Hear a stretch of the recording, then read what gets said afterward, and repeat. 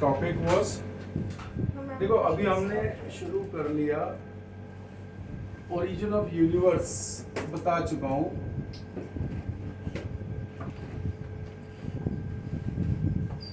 We have done origin of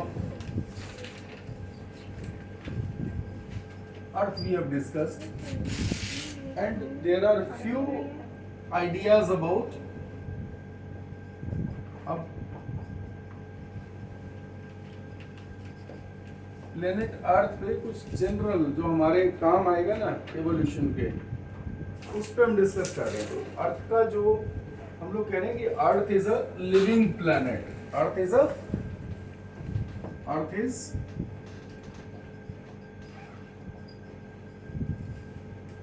living planet. Earth living planet है। क्यों है living planet?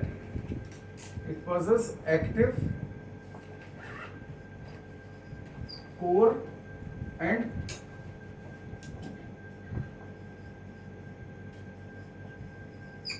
Atmosphere जो कि लाइफ सपोर्टिंग है। Life supporting atmosphere and active core यहां पे है बेटा। तो एक्टिव कोर का मतलब ये हुआ कि it form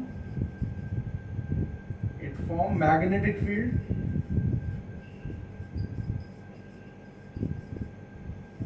around, magnetic field form करेगा।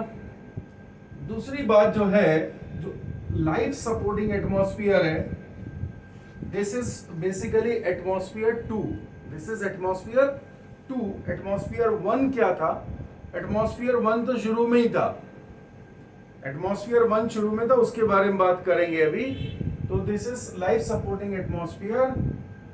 इसमें क्या होता है? विद 21% ऑक्सीजन एंड ऑलमोस्ट जो नाइट्रोजन है वो 78+ % होगा।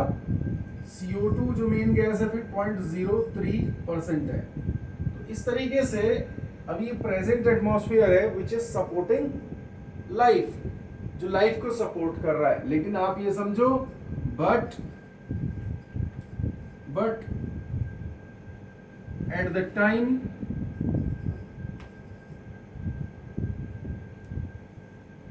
But in starting,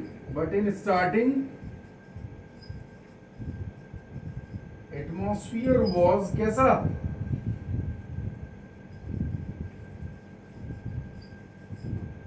Reducing type। Atmosphere कैसा था? रिड्यूसिंग टाइप था। दिस एटमॉस्फेयर जो प्रेजेंट एटमॉस्फेयर बेटा, this is called oxidising atmosphere. तो एक समझने की बात है कि the present atmosphere is oxidising atmosphere. It possess 21% oxygen, then nitrogen है करीब 78% प्लस, और CO2 0.03% है। और इस तरह चूंकि इस एटमॉस्फेयर में प्रेजेंट है ऑक्सीजन, तो हम इसको कहते हैं ऑक्सीडाइजिंग एटमॉस्फेयर। क्या कहते हैं हम इसको? Oxidising atmosphere. But in starting atmosphere was reducing type, यानी कि इसमें हाइड्रोजन रिच एटमॉस्फेयर था। This atmosphere was hydrogen rich atmosphere. ठीक है, ये हाइड्रोजन रिच एटमॉस्फेयर था। And the composition of gases, what composition of gases was?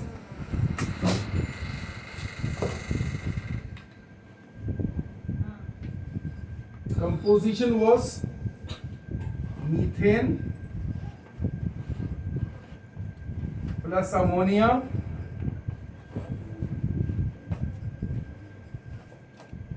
plus hydrogen and water vapors।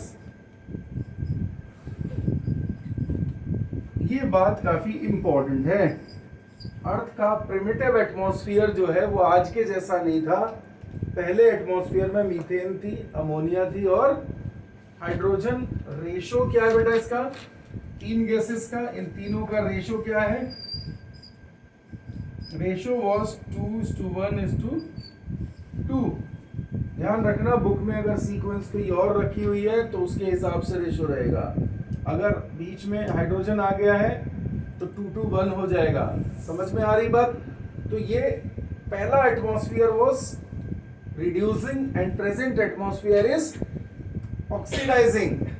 This atmosphere जो कि पहले रिड्यूसिंग टाइप था, ये जो एटमॉस्फेयर है this is called atmosphere 1।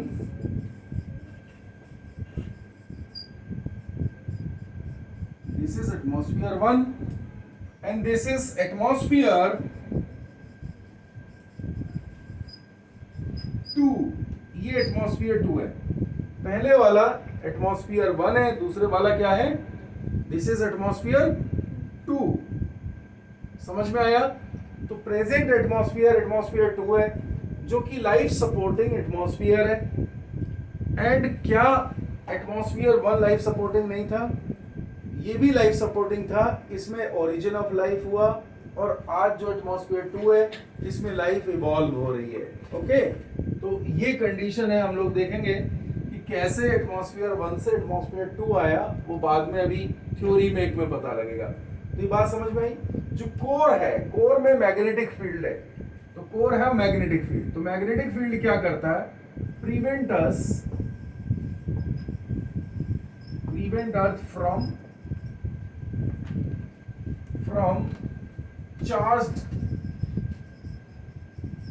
particles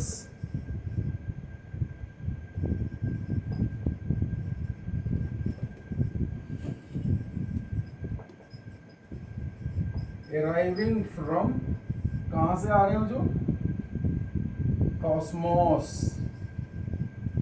universe से जो पार्टिकल्स आ रहे हैं, चार्ज पार्टिकल्स, मैग्नेटिक फील्ड उससे हमें बचा लेता है। ठीक है, तो हार्मफुल रेडिएशंस नहीं आ रहे।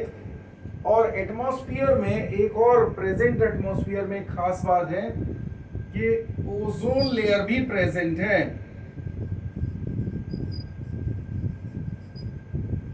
एक और इंपॉर्टेंट बात है, यहाँ पे ओजोन लेयर है। ओजोन लेयर क्या करती है?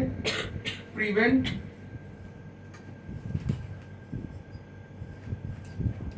अल्ट्रा वायलेट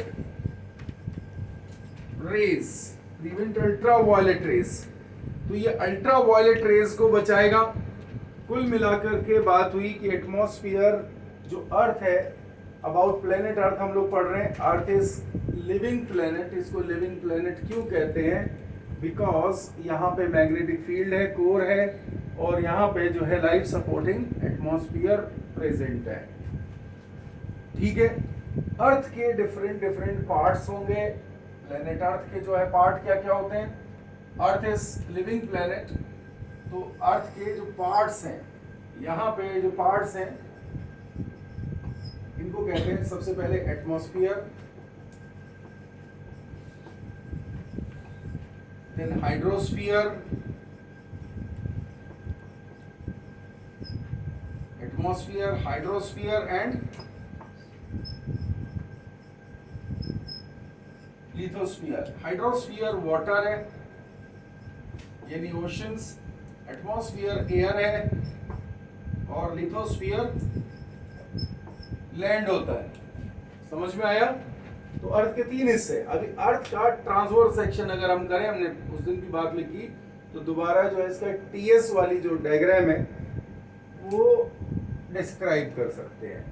तो you have written all this. हो गया? नोट कर लो सारा।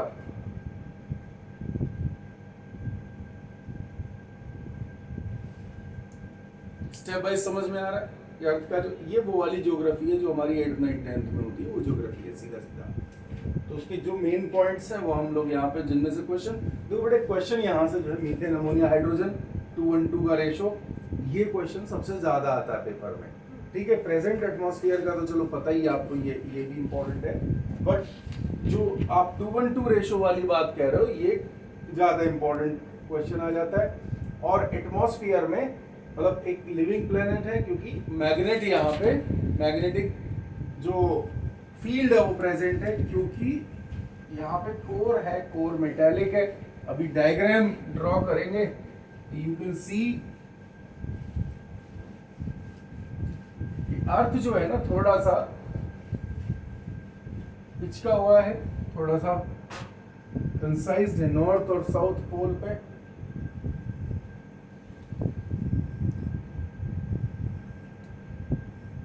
यहां पे आप देखते हो सेंटर में दिस इज कोर। कोर के बारे में 2 डेटा मैंने आपको लिखाया था। कोर के बारे में इट इज 6000 किलोमीटर वाइड, ठीक है, 6000 किलोमीटर का डायमीटर है, काफी बड़ी चीज है। और इट इज मेटालिक,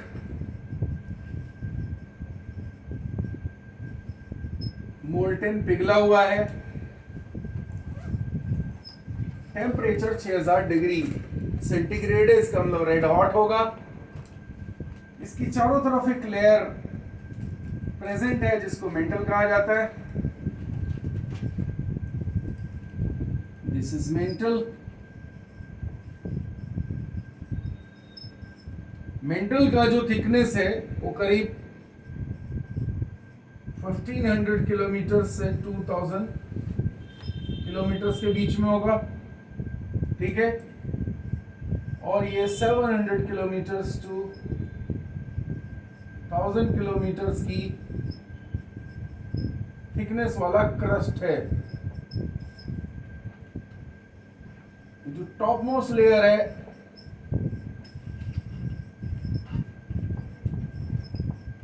सॉइल है, जो कि कुछ 1 मीटर की होती है, अप्रोक्सीमेट 1 मीटर थिक लेयर होती है जिसमें हम फसलें वगैरह उगाते हैं। 1 मीटर की ऊपर की लेयर है। Upper this is north pole, this is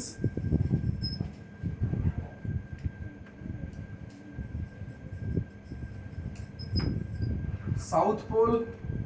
distance देखोगे नॉर्थ पोल से साउथ पोल तक की, तो दिस इज 12000 किलोमीटर से 12,000 किलोमीटर है। और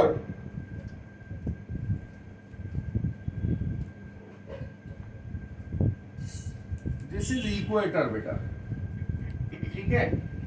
ये इक्वेटर है।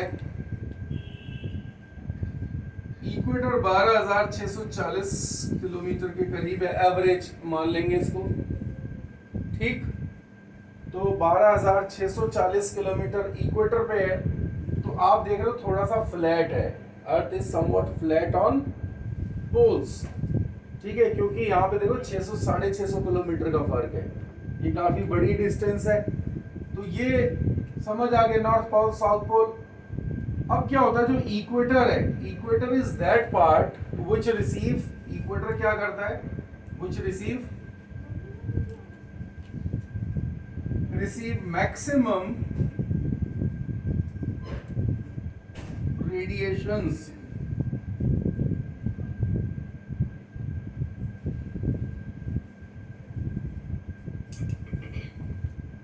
from sun। सन से सबसे ज्यादा लाइट, सबसे ज्यादा रेडिएशन आएगा तो कहां पे आएगा, इक्वेटर पे आएगा। एंड इक्वेटर के बाद देयर आर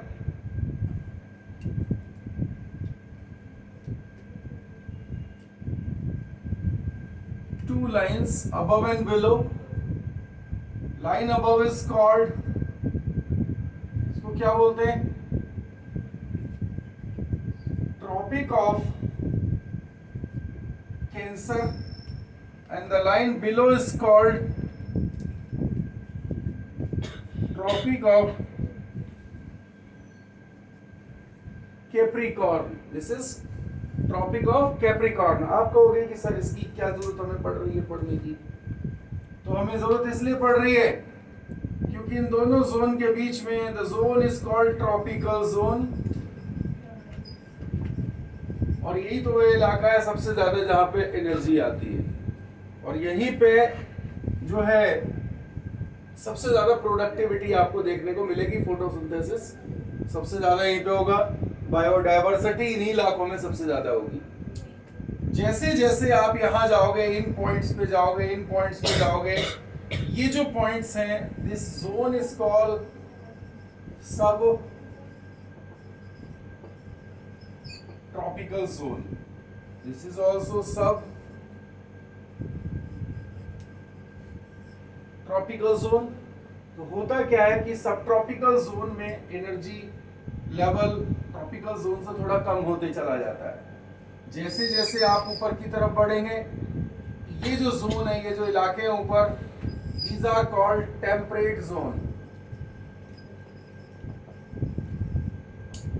ये इलाके सब क्या है? ठंडे इलाके हैं। टेम्परेट जोन में सबसे कम एनर्जी प्रेजेंट होगी। मतलब आप ये कहो, एनर्जी के हिसाब से अगर क्वेश्चन आ गया आपको, एनर्जी के हिसाब से क्वेश्चन आ गया कि रिड्यूसिंग या इंक्रीजिंग ऑर्डर में लिखो, तो एनर्जी अवेलेबिलिटी या एनर्जी जो मैं बोल रहा हूं वो सन की लाइट के रेफरेंस में बोल रहा हूं। एनर्जी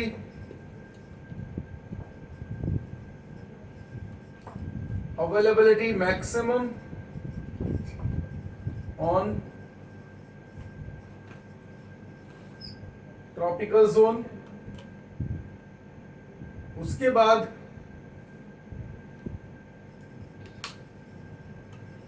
मॉडरेट सब ट्रॉपिकल जोन, लीस्ट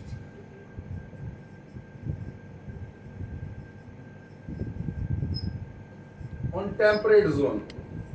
सबसे कम जो मिलेगी आपको वो टेम्परेट जोन में मिलेगी। सबसे कम एनर्जी जो आएगी, नाम पे मत जाना, टेम्परेट से ऐसा लगता है टेम्परेचर बढ़ा हुआ होगा, ऐसा नहीं है। टेम्परेट जोन में सबसे टेम्परेट जोन जो रहेगा वहां पे सबसे कम एनर्जी है।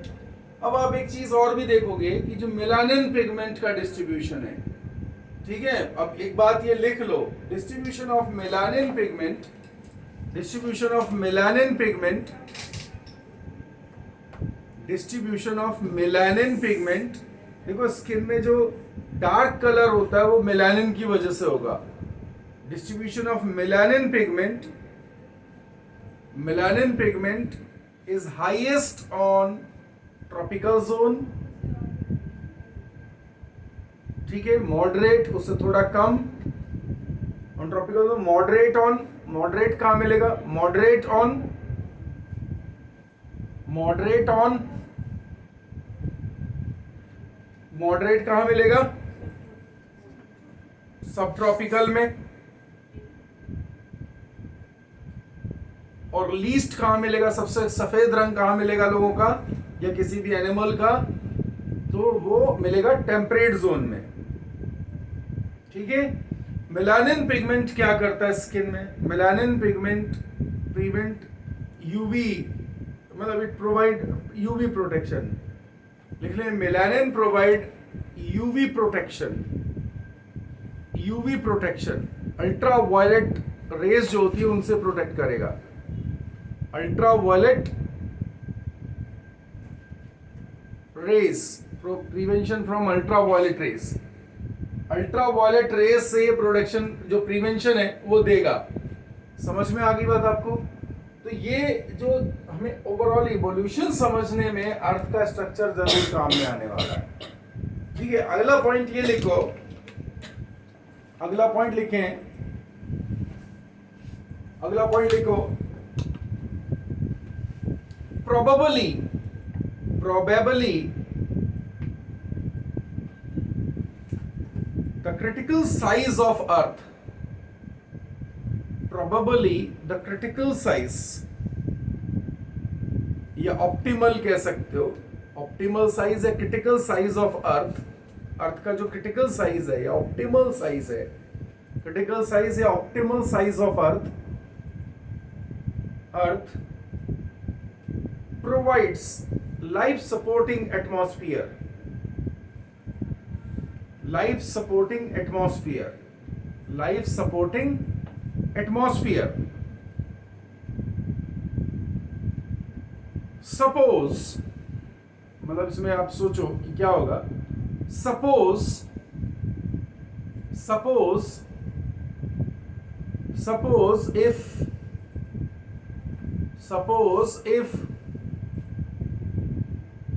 if the size of earth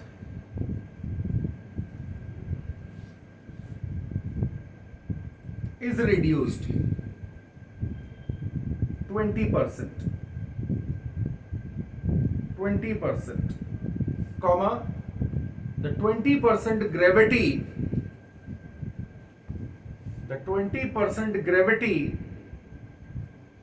will also fall. इस तरह 20% ग्रेविटी गिर जाएगी, gravity will also fall, 20% gravity चली जाएगी. As a result,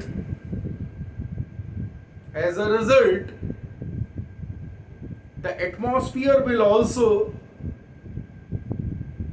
become rare, rare, हल्का हो जाएगा. रेयर और डेंस के सीरीज में बोल रहा हूं मैं, ठीक है,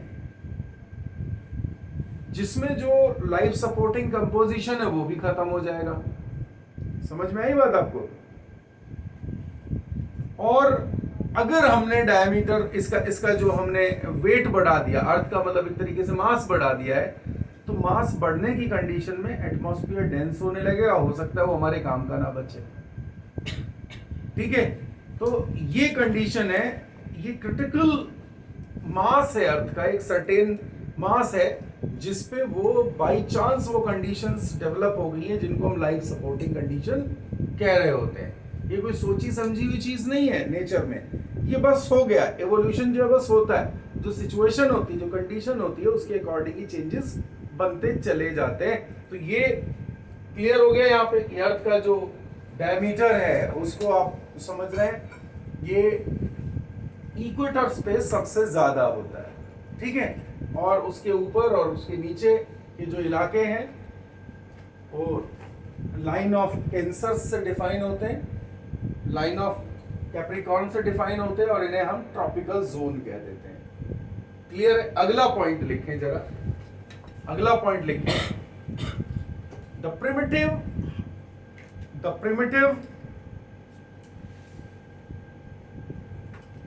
primitive reducing atmosphere, the primitive reducing atmosphere यानी कि हाइड्रोजन जब ज्यादा होती है तो हम उसको रिड्यूसिंग एटमॉस्फेयर कहते हैं. ठीक है, the primitive reducing atmosphere turned into oxidizing atmosphere as oxygen arrived as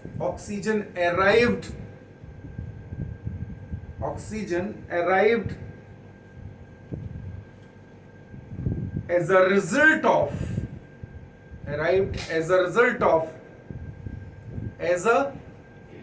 result of किसका result? As a result of photosynthesis. कुछ समझ आ रही है बात कि बच्चों, फोटोसिंथेसिस जब आया तो ऑक्सीजन आने लगी. पहले एटमॉस्फेयर था, अब वो कब आया, कैसे आया, वो तो अगले थ्योरी में पढ़ेंगे. लेकिन कुछ हुआ यहाँ पे जो चेंजेस. आप क्या कह रहे हो कि पहली जो गैसेस हैं यहाँ पे, अवेलेबल गैसेस अमोनिया है, मीथेन है, हाइड्रोजन है, ये तीनों गैसेस का रिएक्शन ऑक्सीजन से हुआ होगा और एक एटमॉस्फेयर कंपोजिशन बदल गया होगा. कैसे, क्या क्या हुआ होगा, लेट अस सी. तो यहां पे आप ये देख रहे हो, यहां पे क्या देख रहे हो कि यहां पे जो है ऑक्सीजन के आने से changes due to oxygen. Changes due to oxygen में क्या है, एक तो हाइड्रोजन रही पहले से ही, जो कि ऑक्सीजन के आने से, मैं यहाँ पे बैलेंस नहीं कर रहा हूँ रिएक्शन, मैं सिर्फ रिजल्ट की बात यहाँ पे देखूंगा. तो यहाँ पे H2O वाटर और ज्यादा पानी बना, ऑक्सीजन के आने से और ज्यादा वाटर की फॉर्मेशन हो गई है. इसके अलावा अमोनिया, ये सॉरी मीथेन, यहां पे आप क्या देख रहे हो, यहां पे दो गैसेस अराइव हुए, ये एक तो पानी आ गया यहां पे, और दूसरा जो है कार्बन डाइऑक्साइड बनने लगी है। NH3 ऑक्सीजन के साथ आएगा, तो आप ये देखो कि एक तो नाइट्रोजन आएगी यहाँ पे, और ज्यादा है, पानी जितना था उससे भी ज्यादा वाटर जो है वो फॉर्म होने लगा। उस तरह जो फ्री गैसियस फॉर्म में जो था वो वाटरी वेपर्स में आने लग गया। इसके अलावा ऑक्सीजन इटसेल्फ डेंस होती गई है। इन्होंने ओजोन बना लिया, O3 बनाई, और उससे एक लेयर बन गई ऊपर जाके। तो आप देखो कि जो प्रेजेंट प्रिमिटिव गैसेस थे वो खत्म हो गए, उसकी जगह ले ली है कार्बन डाइऑक्साइड ने और मेनली नाइट्रोजन ने, और यहाँ पे ओजोन आ गई, तो ओजोन लेयर बन गया। ठीक है, तो ozone was it is protective layer, ये प्रोटेक्टिव लेयर है।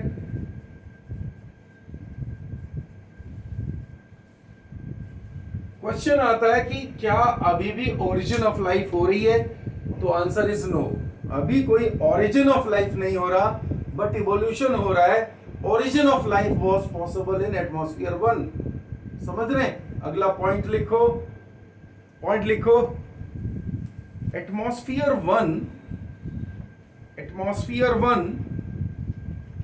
was formed when earth cooled down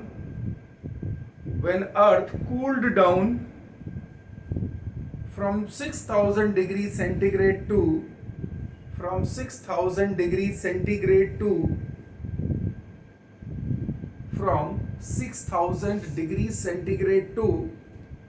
60 degrees centigrade 60 degree centigrade.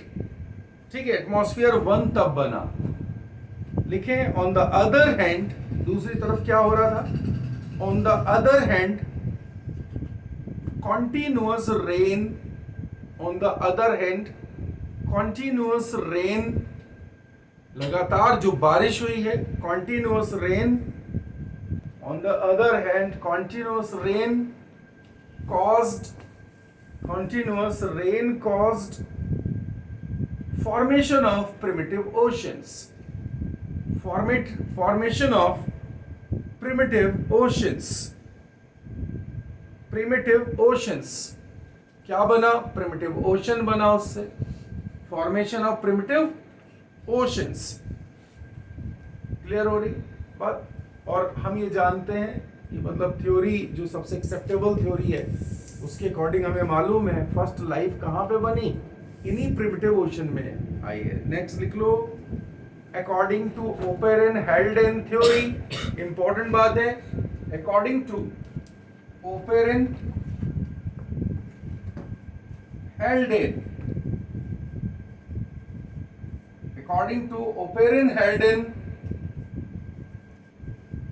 theory of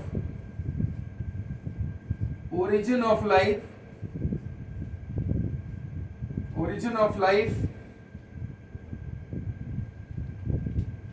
Haldane, Haldane, Haldane theory of origin of life, first life evolved in ocean, primitive ocean. First life evolved in primitive ocean। समझ में आया? अगला point ये लिखेंगे कि life तो चलो बनी, एक जो इंपॉर्टेंट बात है, very important point,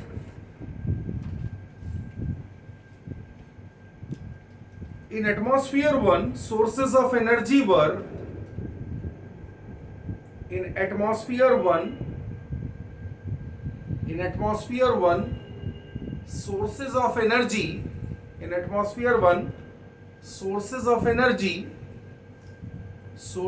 energy were, क्या क्या थे सोर्स ऑफ एनर्जी? अभी तो सन है सर, ठीक है, कुछ जगहों पे जो डीप ओशंस में है, जहां पे सनलाइट नहीं पहुंचती, ये फोटो जोन होता है, वहां पे अर्थ के कोर से एनर्जी मिलती है। नीचे के वॉल्केनिक इरप्शंस हो रहे हैं सी फ्लोर में, तो वहां से जो है ना अल्टीमेट सोर्स सन नहीं है, फिर अल्टीमेट सोर्स वहां पे क्या है, कोर है अर्थ का।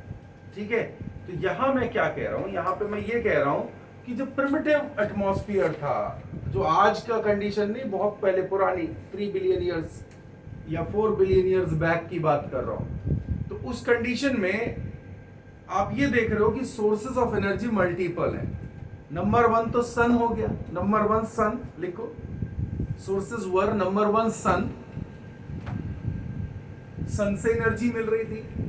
नंबर 2 वॉल्केनिक इरप्शंस, जो वॉल्केनो फट रहे थे उनसे एनर्जी मिल रही थी, वॉल्केनिक इरप्शंस। और तीसरे नंबर में क्या हो रहा था, तीसरे नंबर में जो हो रहा है वो ये हो रहा है कि थंडर लाइटनिंग है, थंडर लाइटनिंग, बिजली चमक रही है। ठीक है, तो बिजली अब अभी तो क्या है, अभी तो बारिश के दिनों में बहुत कम, हालांकि वो भी एनर्जी सोर्स होता ही है, अभी भी होता है, लेकिन अभी उतना नहीं होता जितना उस टाइम पे था। उस टाइम तो हर समय ये चल रहा है। ठीक है, लगातार वॉल्केनो इरप्ट हो रहे हैं और लाखों मिलियंस सालों तक इसी तरह की इवेंट्स हो रही हैं। तो ये सोर्सेस थे। अभी क्या, अभी तो सिर्फ सन है और बहुत रेयरली कोई थंडर लाइटनिंग होती, जब बारिश वारिश होती तो उस टाइम पे होती है। तो ये एटमॉस्फेयर है। थंडर लाइटनिंग से कैसे एनर्जी इवॉल्व होती है? ये जो बिजली होती है, ये एनर्जी है कि नहीं है? अब अगर कहीं आयनिक सॉल्यूशंस हैं बादलों में, जब बिजली कड़कती है तो उसका कारण क्या है, चार्ज पार्टिकल्स एक दूसरे से टकराते हैं, तो उस एनर्जी के चलते कुछ नए मॉलिक्यूल्स भी फ्यूज होकर बन जाते हैं। समझ में आया बात? तो इस तरह ये एनर्जी काम करती है। अब आगे क्या है कि क्या कह रहा हूं, इसमें जो एटमॉस्फेयर है, पहला एटमॉस्फेयर है, ये सूटेबल था ओरिजिन ऑफ लाइफ के लिए। लिख लें, only the first atmosphere was suitable for origin of life. Only the first atmosphere was suitable for origin of life. Origin of life.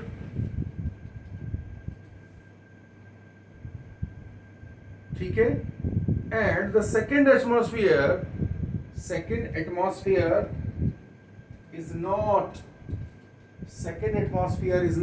दूसरा एटमॉस्फेयर नहीं है भैया, फर्स्ट एटमॉस्फेयर ही था। ठीक है, second atmosphere is not, comma, this atmosphere, यानी कि second atmosphere, this atmosphere is only supporting for, किसके लिए सपोर्ट कर रहा है ये?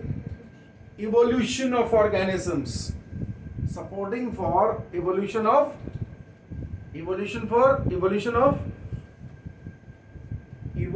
Of organisms. ओके, ऑर्गेनिजम्स के इवोल्यूशन को सपोर्ट कर रहा है, ओरिजिन को सपोर्ट नहीं कर रहा है। इसका मतलब आजकल ओरिजिन नहीं हो रहा, याद रखना। अब ये बताओ मुझे, एटमॉस्फेयर 1 में इवोल्यूशन हो रहा था कि नहीं हो रहा था? बिल्कुल हो रहा था। अगला पॉइंट लिख लें, evolution is ever going phenomena. अब ये मत सोच लेना कि एटमॉस्फेयर में इवोल्यूशन नहीं हो रहा है। Evolution is ever going phenomena,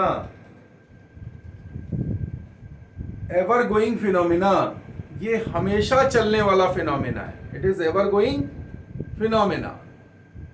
तो evolution is ever going phenomena, जो पहले चल रहा था, अभी भी चल रहा, आगे भी होता रहेगा। हमने अर्थ के बारे में क्या समझा? अर्थ के बारे में जो हमारे काम की चीजें वो समझ चुके हैं। ठीक है, अर्थ एक लिविंग प्लेनेट है। अगर कोर धीरे धीरे ठंडा हो जाएगा और फ्रीज हो जाएगा तो ये भी एक डेड प्लेनेट बन जाएगा। ठीक है, तो सवाल ये है कि क्या कोर धीरे धीरे कूलिंग प्रोसेस में जा रहा है? Answer is yes. ठीक है, लिख लें इस बात को। अगला पॉइंट लिखें, Earth's core is gradually cooling.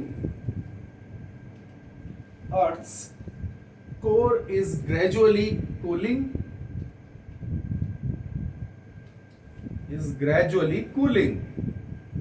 अर्थ का कोर लगातार धीरे धीरे क्या हो रहा है? कूल हो रहा है, जो कि आने वाले मिलियंस ऑफ ईयर्स में क्या हो जाएगा? फ्रीज हो जाएगा। ठीक है, comma if it freezes with the time, एक समय के साथ ये फ्रीज हो जाता है, तब क्या होगा? freezes with the time, comma, Earth will be considered as dead planet. वो बात अलग है कि कंसिडर करने के लिए हम में से कोई भी नहीं होगा, कौन कंसिडर करेगा वो अलग बात है। Earth will be considered as a dead planet like Venus। तो यहाँ ये भी बता दिया, Venus भी तो है, वो भी डेड प्लेनेट है। ठीक है, कॉमा इवेंचुअली द टेम्परेचर,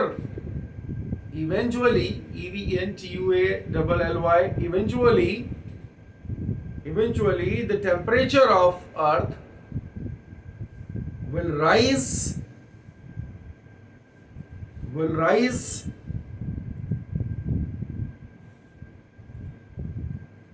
ठीक है, will rise up to 1200 degrees centigrade। इस तरह टेम्परेचर बढ़ जाएगा, और कहा यह जाता है कि if you want to see the future of earth, consider Venus. तो वीनस को देख लो, है ना, जैसे कहते हैं ना बेबी, जैसे नॉर्मली कोई बच्चा ना पढ़े, है ना, घर में पढ़ता नहीं कोई बच्चा, तो उसको क्या कहते हैं? देख ले, ये जो जा रहा है इसके जैसा हो जाएगा तू भी, है ना। जैसे ये नहीं पढ़ा था ना, होता है ना मोहल्ले में कोई ना पढ़ने वाला, उसकी शक्ल दिखाते हैं, कह रहे नहीं पढ़ा, देख ले जैसे घूम रहा है वैसे तू भी घूमे। अब क्या है, अर्थ के बारे में यही होता है कि अर्थ को अगर देखना हो कि ऐसा है ना कि अगर कोर ठंडा हो गया ना तो ऐसी हो जाएगा जैसे वीनस है, वीनस के जैसा। हाँ, वीनस पे भी ये हो सकता है कि वहां पे कोई ना कोई लाइफ के फॉर्म्स रहे, है ना। तो उसका टेम्परेचर अभी 1200 डिग्री है, हेल है वीनस, मतलब नरक जिसको कहते हैं, तो वीनस पे है, इतनी गर्मी है वहां पे। ठीक है, तो ये हो गया हमारा अर्थ के बारे में प्रोग्राम पूरा खत्म। Now the important theories of origin of life. ठीक है, लिखो important theories of, next segment is important theories of origin of life. Important theories of origin of life. Important theories of origin of life.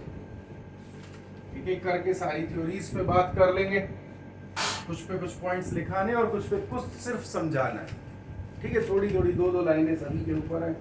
सबसे पहला point है, सबसे पहली theory है special creation. Special creation and other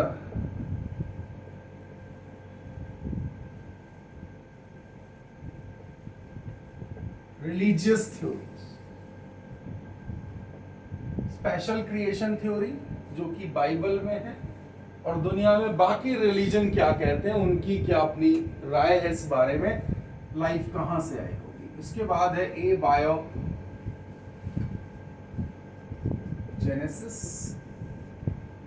तीसरा है biogenesis,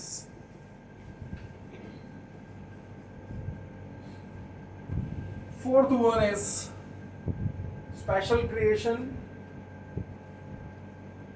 और other religion की थ्योरीज। ए बायोजेनेसिस, इसके बाद कैटाट्रॉफिज्म,